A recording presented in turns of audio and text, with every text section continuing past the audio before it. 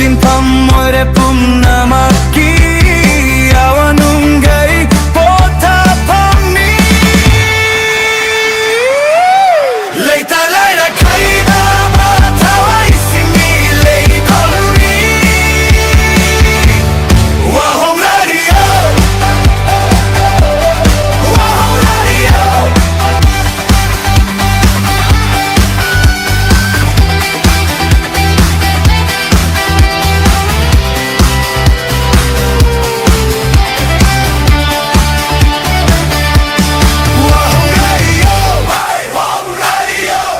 WAHONG radio,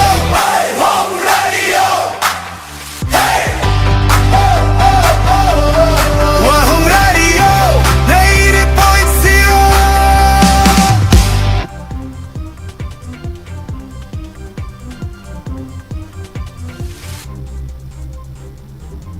अहनबदा मरुओइबा पाउ नगा तरुक थीबुगी थबक अकनबा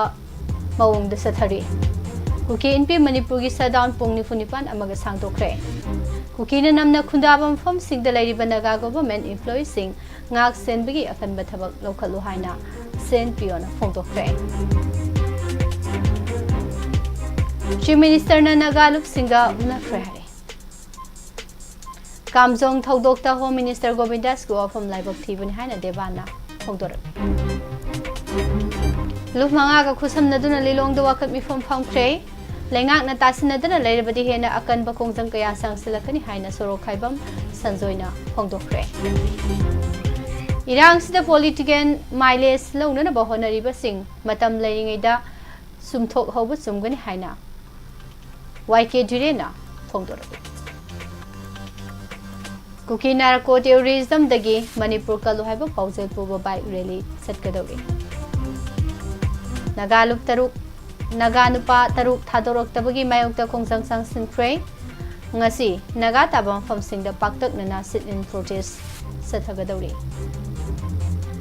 Hostess oina fazin kiba mi samsing take the kaidana thadu haina folks na phongdokre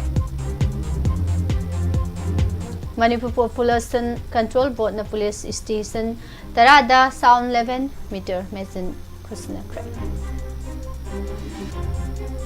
Masel hatna halaga launing liba politician gi khudong chaba si karino haina RK Megal na Panic buying thingnana ba Cop NPD gi official singna pom sing da satuni kre amari kamjogi attack adugi matang da lengang na chumbu wafam miyam da khangan gada ban haina kokomina phongdorage khomjari WAHONG radio no pisaba morning newspaper reading meeting tabiriba madi tabiriba singpo pusparani laishrum na taram na oksari maroibu paw sing sando ubizari Pastor ani yauna fazin kibanaga mi cham taruk thiba khangtana leirakpa cheyol ama phakre security force na singi mafam sing da faksana thibagi thabak satharabasu makhoi taruki khungul libu phangtana leiri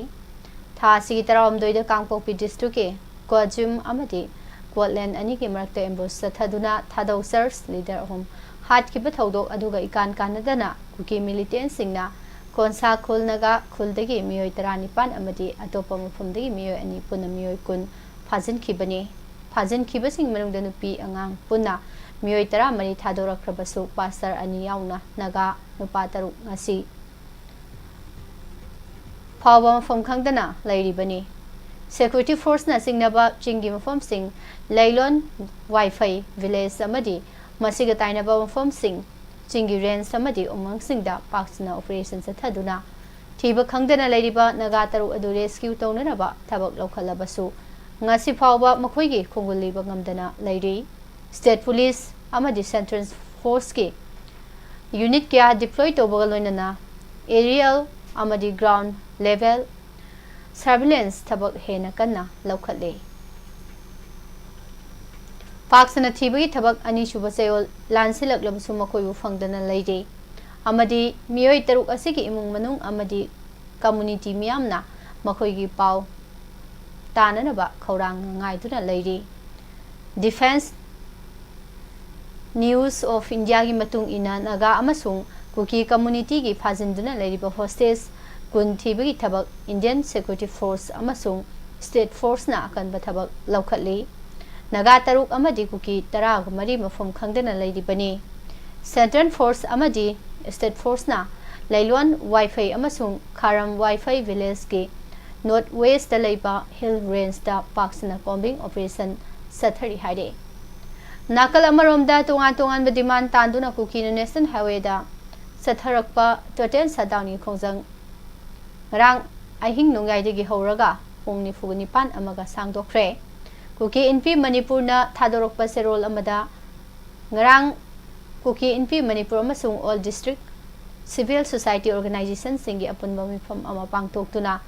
National Highway thingbi khongjang pung nifugni pan amaga sangdokna ba warip lokhibani laingakta demand to WAPHAM sing ngasi phaw thabak to onthok tabana shutdown gi khongjang pung nifuni pan amaga sangdokna ba warip lobani haide amaromda kukina namna khundaba fam sing da thabak toriba naga government employee singbu ngak senbi thabak athu matamda lokhatlu haina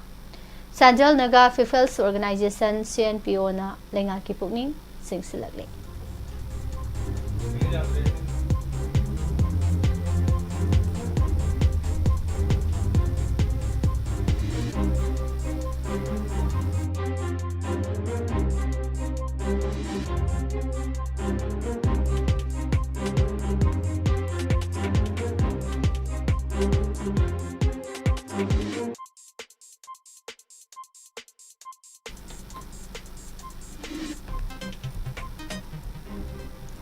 Liangmai Naga Council, Liangmai Puinaga Rungwangdi, Liangmai Naga Katimai Ruangdi, Liangmai Governance Women Union Makan Area Civ Association Amadi,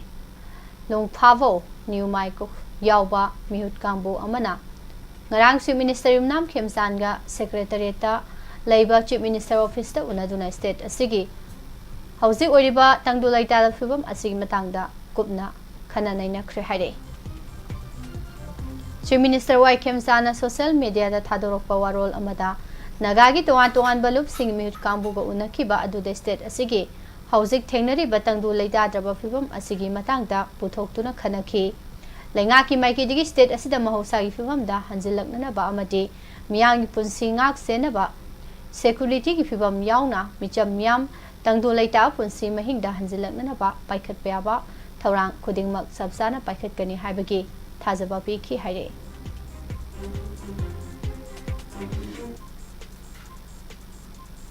Thasi taret ke yukta Kamjong district ke Tangkhul naga khul ahum namli wangli amasung jet soroda Myanmar da base toba kuki lalholov KNA B na satharaki ba attack adugi matangda Manipur ki Home Minister Govindas Konthau Jamna Thaudo Ado Foral Aggression Sanni Habigi official report Phangde Hana Phongdokibo WAPHAM All Manipur United Clubs Organization Amukogi Advisor PS Debana Yaningda Phongdokre Kamjong District ki border area da Lairiba Awaba Tarba Khul Ahum Asida Indigenous Peoples Forum Manipur IPFM All Manipur United Clubs Organization Amuko Manipur Naga Youth Organization MNYO Tangkhul Furuki Ahal Singh Amadi Maitegi Intellectual Yauna Punna Satuni Yaksin Kre Khongsat Asida Waba Darba Khul Ahum Asigi Kunja Singh da Relief Ki Folam Singh Yenthokpaga Loinana Kaya Yamna Amang Ata Thokibagi Habagi Matang Dasu Kupni Yaksin Ki KAKA Trade Center da Pangthokiba Paugi Mifamda Amukogi Advisor PS Debana Mathaki WAPHAM Asi Phongdok Laduna Hai Thaudok Aduda KNAB na Faduna Pukiba Miyoi Ama Indian Army na Operation Sathaduna Rescue Tauki Haina Phongdok Pasu Laikibani Army Camp Inak Nakna Lairagasu KNAB na Khul Ahum Asida Sangsilaktuna Yum Mai Thaba Pochai Lutauba Matamda Army Mafam Aduda Lakidaba Amaromda Thaudok Adugi Matang Dalingaki Maike Degisu Action Lokati Haina Mahakna Maral Siki Border area da laiba Khul Singh Manipur lengang ningthi nangak senwi thabak Lokate Myanmar da base tawba militant sing India gi lamkhai lan silaktuna landarak pa si ngamkhai asi kanana ngak libage amadi मिचम मियांगी पुंसी कनाना ngak senbigadaगे हाइनसु हांकी Indigenous Peoples Forum Manipur IPFM गी मखाताबो पाउ पिसरे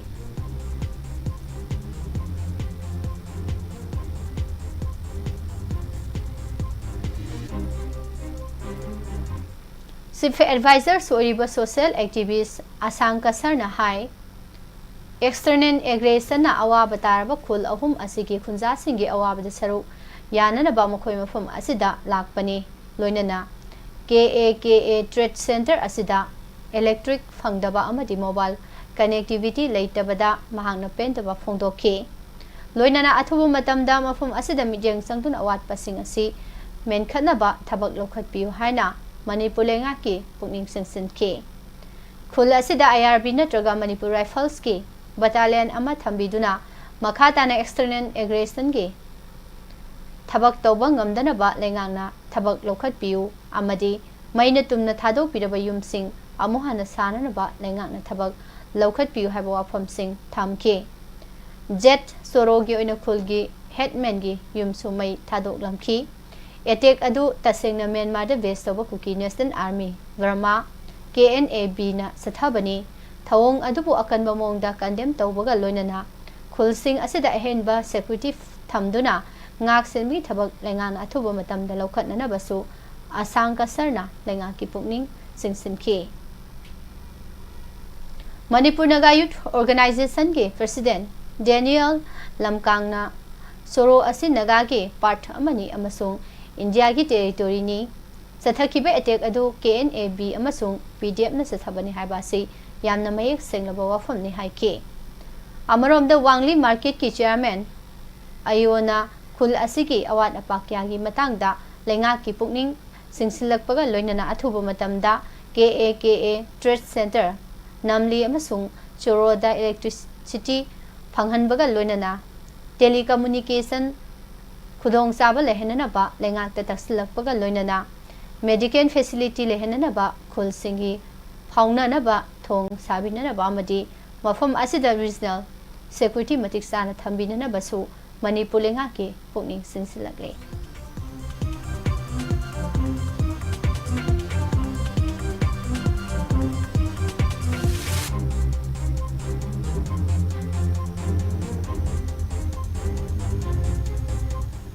Manipur da tholi be irang asida political mileage launa na bohanari ba mapi mapa oiba sing amadi political party sing matam lairingai da chumtho hoba sungani miyam ge wabasi helaktuna khangba ngamdaduna onsilaklabadi madugi achoba teksak lakani haina kokomi convener YK dire na phongdokre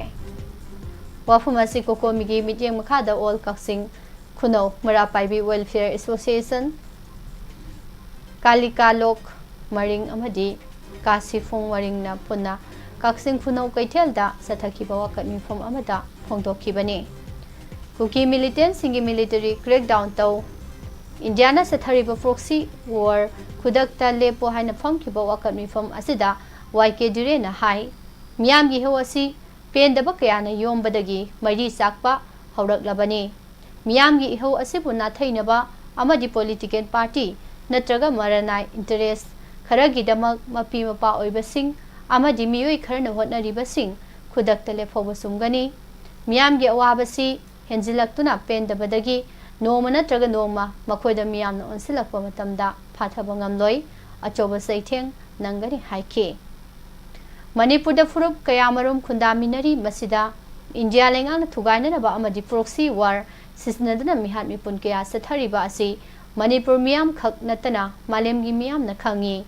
apunba Manipur asibo machet thokna thugairaga Indiana nungaigani khalibasi tayona ba phal lakani loinana phajin khiba miyo singkana na bahana bagi mahutta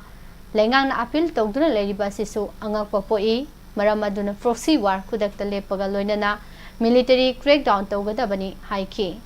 nakal amaromda mayang langjing turning tamang semgat sagat lup nupi lupna Mayang Langjing Community Hall da wakat mifam sathakre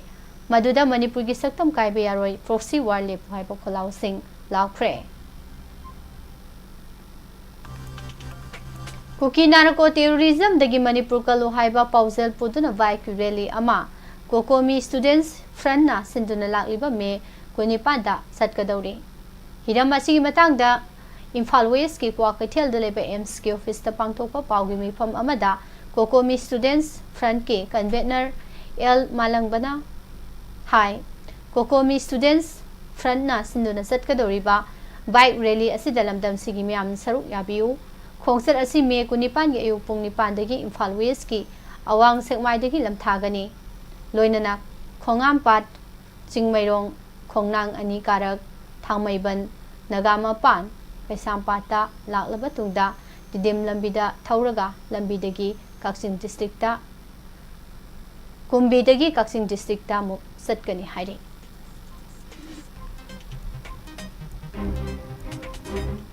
hostess ओना फाजन किबा मिसम सिंह टेक द काइदन थादोक पिरकननबा federation of civil society organisations FOCS Manipur की माइकेदी अपील तौरकले फोक्स की assistant secretary information and public relations Tayenjam थोइबना थादोरकपसे रोल अमदा हौकिबा मे तराउमदोगी अयुक्त कांगपोपी डिस्ट्रिक्ट की मनुंग सनबा कोटलैंड अमदी कोटजिम विलेज अनिगी मरक्ता थोकिबा लाइबक्तिबा थौदोक अदुदा सर्च लीडर अहुम लैकिदबा अदुगा मियोय मंगा सोकिबगी थौदोक अदुगी मतुंग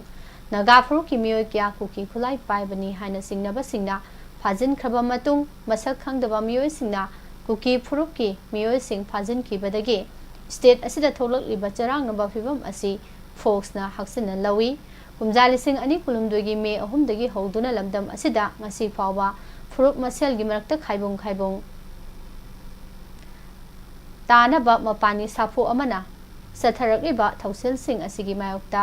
लमदम असिदा सही चाकयागी ममांगदगी लिसांग सिना नुक्सि चानना हिमिनरक्लबा अमदी अपुनबगी सक्तम ngakminaduna लाक्लबा फुरुपसा सिंगना अमतो ओइना लेमिनदुना अखोइगी येकनबा मसक खंबगी मतम ओइरे हाइखे हौकिबा मे 13 दा कुकी खुलाई पाइबा सिंगना फाजन किबा Naga तरुक थादोरक्तबगी मायक्ते यानिंगदबा फोंदोक्तुना ngarang Imphal West district ki manung sanba wangoi kendru ki manung sana leba thiam leisangkhong kaboi khulgi maira paibi amadi club singna sinduna leisangkhong da leba community hall da wakat mi pham khre ngasi naga tabam from singda paktak nana sit in protest sathagani hari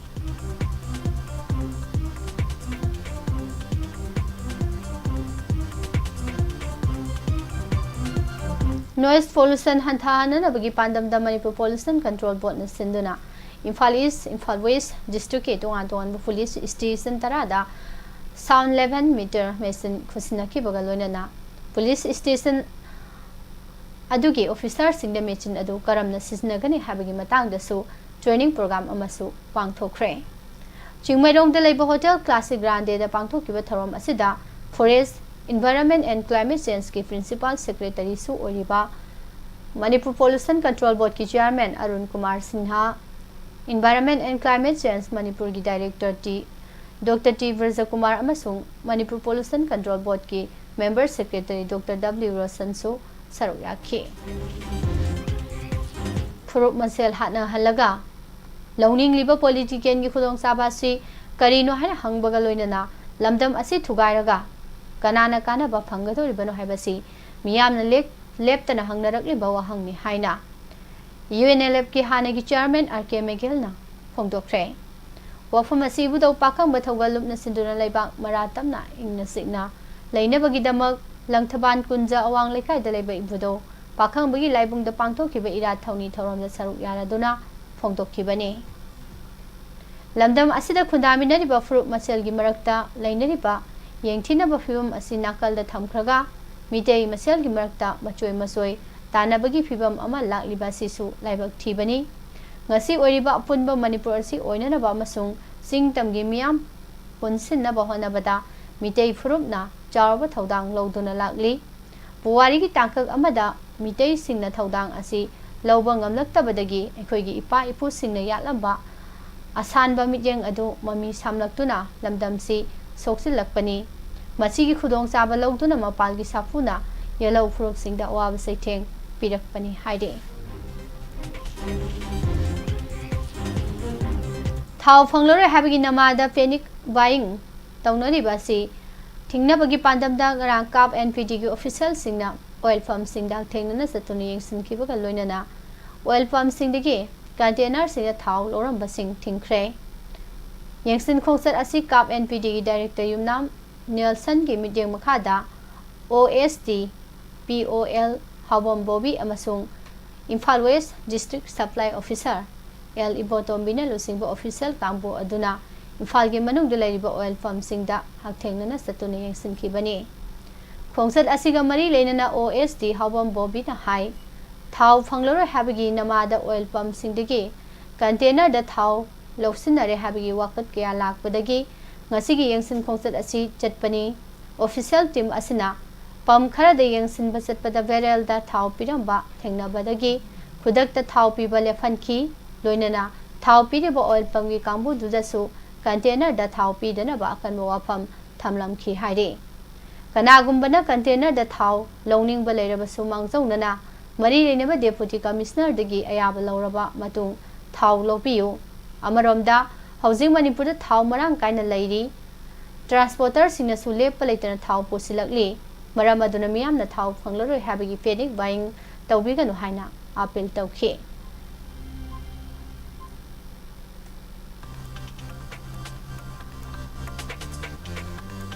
Kamjong district ki border da leba tangkhul naga khul ahum namli wangli amadi jet choro da handak satharki ba attack adugi matang da sabsaba warol manipur lenga na miyam da khangan gada bani amadi ngamkhai paring da khundari ba khunja sing ngak sen bagi matang da kari thorang lokhalabage haiba adusu miyam da khangan gada bani haina coordinating committee on manipur integrity kokomi gi maike dagi phongdorakli Kokomi Foothill Naga Coordinating Committee FNCC Amasung All Travel Trades and Commerce Association ATTCA gi apunba team amana Z Soro Wangli amasung namli da satuna yengsin khre team asigi maike degi awaba tarba khunja sing humanitarians amasung essential supply sing PK khongsat asiga mari lenana paumi singu unabada kokomi gi wangang loi santana hakpam na hai numit adu da sathakiba attack adu gi matang da thadorok video da kuki National Army Burma KNAB khulai paiba kadar sing uba phangki adubo laibak thibadi manipur lengang attack adu foreign aggression na te haina phongdokhiba aduni thaudo adu gi matang da thadorokhiba video singda yamna mayek sengna KNAB gi kadar sing koisa chatuna khul sing adu da attack sathaba urabasu manipur lengang nadi attack adu external aggression na te haina lauthokhi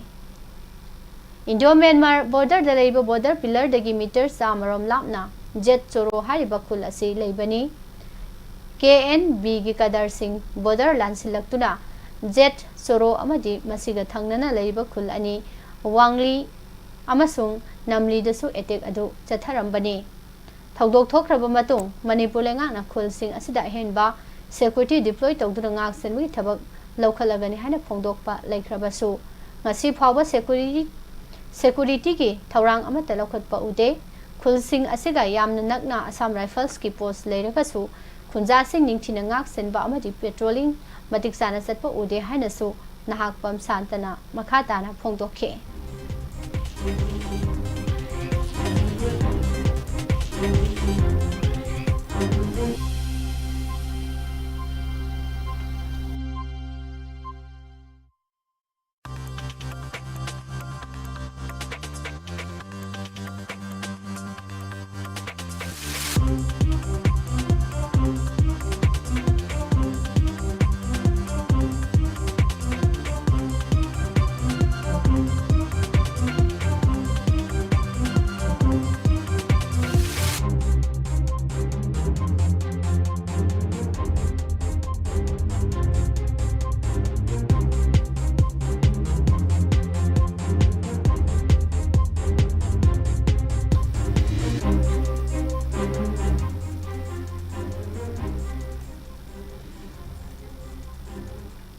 Manipur dagi azol tamna lakpa kuki ani lupa crore 18 gi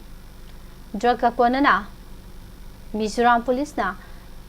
numidang phabangam khre police dagi phangba pawi matung ina me 19 ni numidang waram pung manga minini fu manga rom tabada ꯃꯅꯤꯄꯨꯔꯗꯒꯤ ꯑꯥꯏꯖꯣꯜ ꯇꯝꯅ ꯂꯥꯛꯄ Tata ꯅꯦꯛꯁꯟ car ꯑꯃ ꯈꯥꯝꯂꯒ check ꯇꯧꯕꯗ ꯌꯥꯝꯅ drug ꯌꯥꯎꯔꯝꯕ ꯊꯦꯡꯅꯕꯅꯤ ꯍꯥꯏꯔꯤ ꯒꯥꯔꯤ ꯑꯗꯨꯒꯤ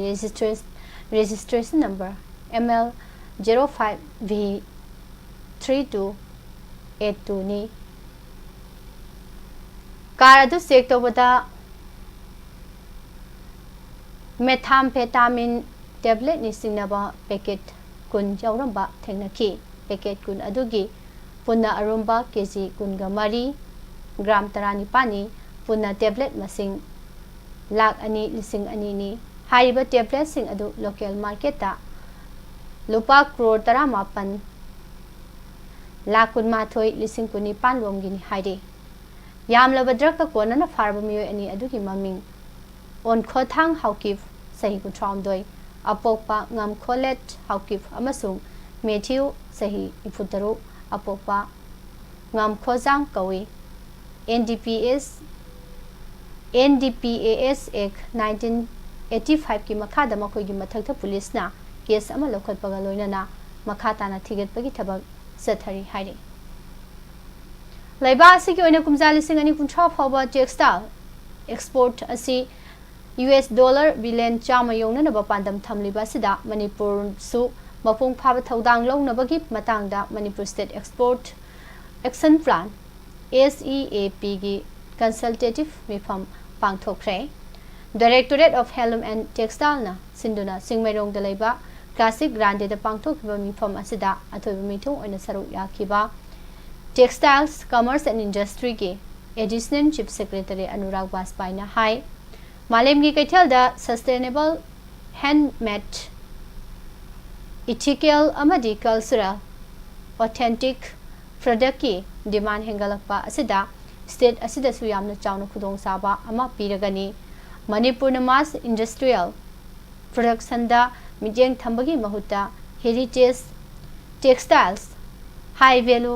artisan product पुथोपगी ग्लोबल हब अमा ओइहलसी हाइखी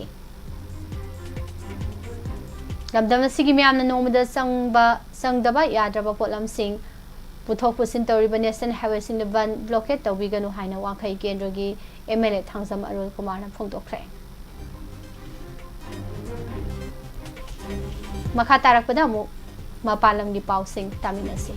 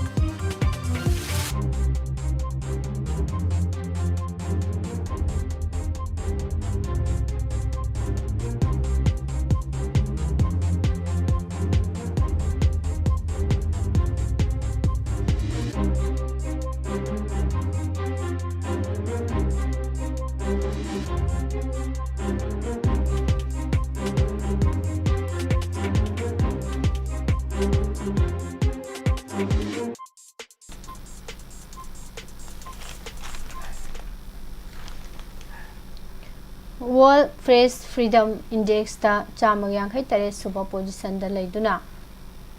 पाउसिगी निंगतंबा मतिक साना लेट्रबा लेबा अमा ओइरे हाइना वा लाउरबा इंडिया की प्राइम मिनिस्टर नरेंद्र मोदी ना महाकी नॉर्वे खोंसता पाउमी अमगी वाहंगी पाखुम पीदना सत्खिबगी दमक माइकै क्यादगे यानिंगदबा फोंदोकनरखरे MEA की पाउगी मिफमदसु ऑफिशियल सिंगना पाउमीगी वाहंगी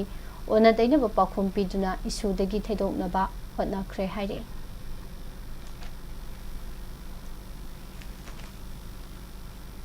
सेंजा थुमजागा मरी लेनना सुप्रीम कोर्ट ना CBI दा थीबा हुंबगी थबक पाइखनबा डायरेक्शन पीख्रबा अरुणाचल प्रदेश की chief minister Pema Khandu ngasi phawba pham tadriba karigino haina congress na wahang hangkhre sahi asigi september 12 masung 13 da pangthokadoriba BRICS summit ta saru yana na bagidamak russia gi president vladimir putin india da lakadori US na Gautam Adani gi mathakta thangatlamba charge khudingmak kopi kiba amasung India da thawi mamal leptana hengalakpada Congress lusingba Rahul Gandhi na US da nonjakraba Modi na lusingba lenga asina pangdabadagi amasung policy semba haitabadagi leiba asigi senmilonda sohalakli basina chenjau paiba makoigi marup Adani amasung Ambani da soangada banate masina soangadori basidi leiba asig nahasing amasung apikwa business tawzariba miyoi singdani haina phongdokre Congress President Malik Arjun Kharge na su thawgi mamal hengal halak pasibu yaningdaba phongdokhibaga loinana senmilon marai saitharakpagi polum asibu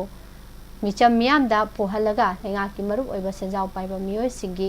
achobo business ti kannaba honaduna leire micham miyamdagi huralaga Gautam Adani da free pass pihan khibasi PM Modi ne US da nonjarubugi thawjalni leiba asigi prime minister asi US na mamal piduna laikhrabani haiki multi omics research pakthok chawthok hanba khongthang ama oina Reliance Industries ki subsidiary ama oriba Eastern Life Sciences na South Asia gi hanba oling Explorer IST Proteomics Service launch tawkhre Qatar Saudi Arabia amasung United Arab Emirates UAE gi lusingba singna haijarakpadagi US na Iran gi mathakta landana bagi thorang lepkhibani haina US President Donald Trump na phongdokre Haukiba sahide India gi Pahalgam da terrorist singna landa sathaduna lamkoiba micham taru hatkraba matungda Pakistan amasung India gi marakta ungkhanabagi sang wangkhalakraba matungda India na operation sindur sathaduna Pakistan da leiba terrorist ki mafam kya amang ata thon kibani hairakle Democratic Republic of Congo DR Congo da sandorakleba Ebola gi laisana sikiba mi masing cham kunthra mathoi yokibaga loinana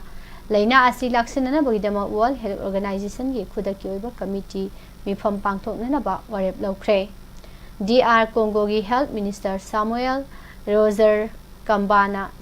kiningai oina sandorokli balaisit asina hojik phawbada mioi chonga 13 rom nahalle habagi singnaba leire haina su phongdokhi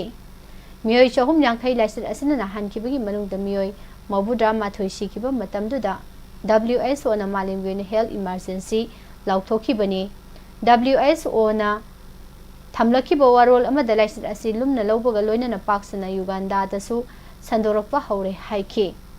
laisit asi thengnana bagidamak WHO na lusingba expert singi panel ama na karamba vaccine laisit asi laksingadagi habadu athubada khanagadawri Moscow amasung Beijing gi marakta lainari bamari asi khudaki matik thak wang le haina Russia gi president Vladimir Putin na phongdokhibaga loinana laibak ani gi marup mapang oibagi mari asina kanamata da akaiba pide haina su president Putin na mahaki China khongchat ki mangoinana phongdokkhre makha tarakpada sanabagi pau punna taminase Imphal gi mapal kangjaibung da sathariba Babina group 65 Sir Surajan Singh KCSI CBE Memorial Football Tournament lising ani kuntarukta USA Kurai Mai Pakibaga Loinana Juvenile Club Tera amasung Ulau FC na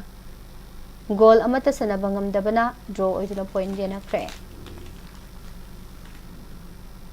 Langthaban Public Ground the Sathariba Ahum Suba Khomdram Ongbi Hizam Mema Devi Memorial T20 Manipur Veteran Cricket Tournament lising ani kuntaruki ngarang sanakiba me singda TCMDC Thongso amasung Race Nagamapal Mai Pakre India ki senior Nupi National Football Team ki head coach Crispin Setrina ngarang lepa bukpo namit sub Women's Championship lising ani kuntaruki member kuntaruki preliminary squad lauthokre team asida Manipur gi sanaroi mapan namakon makoi gi position singda maming sen bangamkre Laibas ni yumbu oduna gawagi Margauda me kunmanga dagi mathang tha jun taru phawa pangthokadoriba sub championship asigi India team sem sanna bagi ahan bagi oina sanaroi kulumdoi gi preliminary squad lauthorakiba da Manipur gi langbam panthoi sanuna goalkeeper oina aduga Phanjawom Nirmala Devi Sorokaibam Ranjana Sanu Sarita Yumnam amasung Toijam Thoibi Sanana defender singi marakta yauki midfielder singi marakta Naurem Priyanka Devi amasung Hemam Silki Devi amasung forward sing oina Dangmai Grace amasung Linda Kom Sarto yauki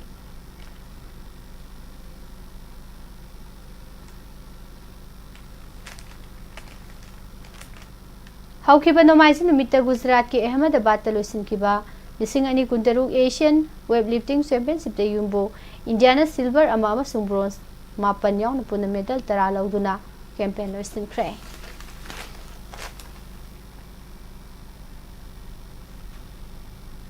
Nahanamidang MA Sindabaram Stadium da sanakiba Indian Premier League ki match da Sunrisers Hyderabad na Chennai Super Kings po wicket mga damay tiba pikre amasung makona may pakiba duna playoffs ki mafamsu pangbangam kre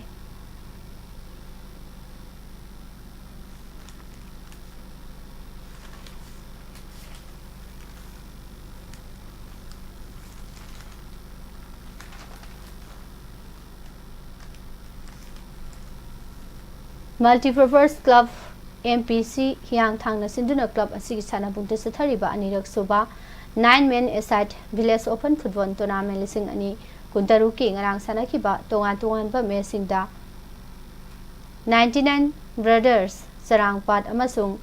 Drosa in FC mai pakre amadi Manipur Veteran Cricket Association MBC ena siduna Imphal West ke Langthaban Public Ground da satharakhiba ahumlak suba khomdram ongbi hizam mema Memorial T20 Manipur Veteran Cricket Tournament lising ani kuntaruki ngarang sanakiba tongan ba mesingda TCMDC Thongjo amasung Race Nagamapal mai paknakre leslakda marodo pauma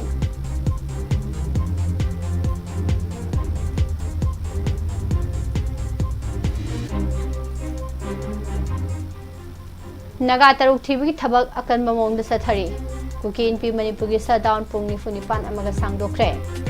kuki na namna khundabam phom sing da leiba naga government employees sing angsen gi akan ba thabak lokhalo haina CNPO na phongdokre Chief Minister Nagalum Singa unakre Kamjong gi thodok ta Home Minister Govindas ku WAPHAM laibok thibani haina debana phongdorak luf manga ga khusam na duna lilong da wakal mi phom phongkre Lengang na tasin na dun ang later badi hinakan magkungsang kayasang sila kani hana so kaibam sanzoy na pongdokre. Idang sida political miles lang na nabahan na ribasing matam lari ngay da sumto o bachung gani hana YK direna pongdorak. Kuki narco terrorism dagi Manipur kalu haiba pauzal purba bike rally set kadawi. Naga nupa tarung thadorok tabagi mayag to kungsang sang sinkre ngasi naga tabam phom sigda paktang na sin and protest set kadawi. Hostage oina fazin ki pami something take the kaida na thadu ohana force na appeal tawrake Manipur Pollution Control Board na police station tarada sound 11 meter machine khusina kai khuruk masal hana halaga लौनिंग political खुदोंचाबा से करीनो हाइन R K मेगेलना खांगे panic buying थिंगनेनबा काप NPD की ऑफिशियल सिंह पम सिंह सतुना सिंफ्रे अमदी कामजों के अटैक अदुगी मतांगदा लेंगांगना चुम वाफम मियामदा खंगनगदबनि हाइना कोकोमिना फोंदोर पिचरीबा पाउसिंग असिगा लोइनना नुटिगी फोंग्लिबा पाउसे सिंगली लौथोक्सबा मरु ओइबा पाउसिंग मियामदा पिसबल मता असिदा सिंजरी मखा तारकपदा मतम की वाफम अमदी राशिफल की थौरम अमु निर्मला थांगजमदगी मयाम पुना तामिनसी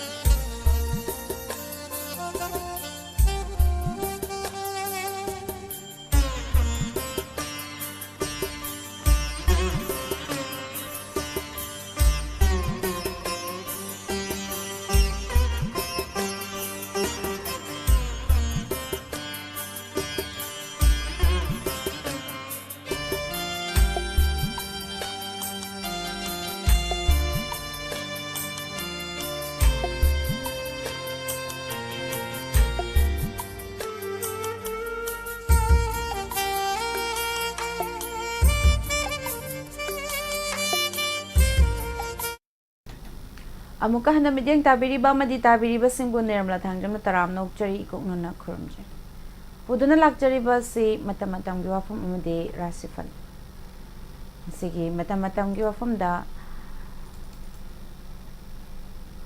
थिंगबिना बलैत्रबा लानगी चैथेंग मियामना कयाम कोइना मायुक नखिगदौरिबगे हाइबा सिनिंग सिगी